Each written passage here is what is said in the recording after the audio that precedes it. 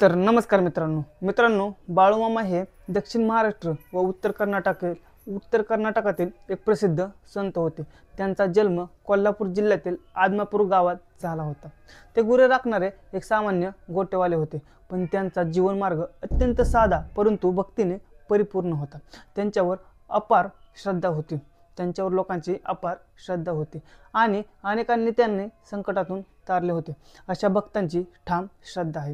ही गोष्ट आहे 1950च्या दशकातील कोल्हापूरजवळ एक खेडेगावातील रामू नावाचा एक गरीब शेतकरी राहत होता। त्याचं आयुष्य फार कष्टाचं होतं। पावसावर अवलंबून असलेली शेती, 2 गुरं आणि एक लहान मुलगा। एक वर्ष मात्र खूपच वाईट गेलं। आषाढातून श्रावण गेला तरी पावसाचा पत्ता लागत नव्हता। शेत वाळून गेला, जनावरांना चारा नव्हता।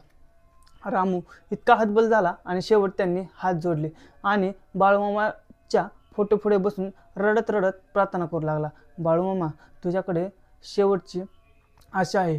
मी गरीब माणूस, पोराला उपाशी झोपू नको देऊ, कृपा कर। त्या रात्री रामूला स्वप्न पडलं। स्वप्नात बाळूमामा आले।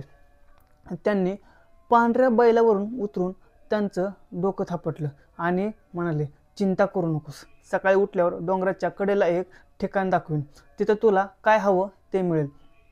देव तुझ्या निष्ठेचा मान राखेल।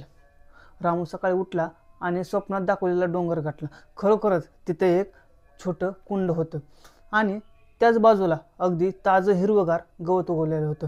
गुरं खुश झाली। त्या ठिकाणी दररोज गवत उगवायला लागलं। त्याच आठवड्याच्या गावात जोरदार पाऊस झाला। सगळी शेती तारातूर आली। रामूचे जीवन बदलले। हे सगळं बघून त्याने गावात एक बाळूमामांचं छोटंसं मंदिर बांधलं। आजही गावातले लोक म्हणतात की तो कुंड अजूनही आहे आणि तिथं चमत्कारिक गवत उगवतं। ह्या गोष्टीतून एकच स्पष्ट होते, श्रद्धा आणि भक्तीने संकटावर मात करता येते। बाळूमामा कोणालाच निराशा करत नाही। त्यांच्या भक्तींसाठी ते आजही जिवंत आहेत। तर मित्रांनो, कशी वाटली बाळूमामाचा छोटासा चमत्कार? आवडला असेल तर चॅनलला सबस्क्राईब करा आणि असेच नवीन व्हिडिओ बघण्यासाठी लाईक करा आणि शेअर करा विसरू नका। धन्यवाद।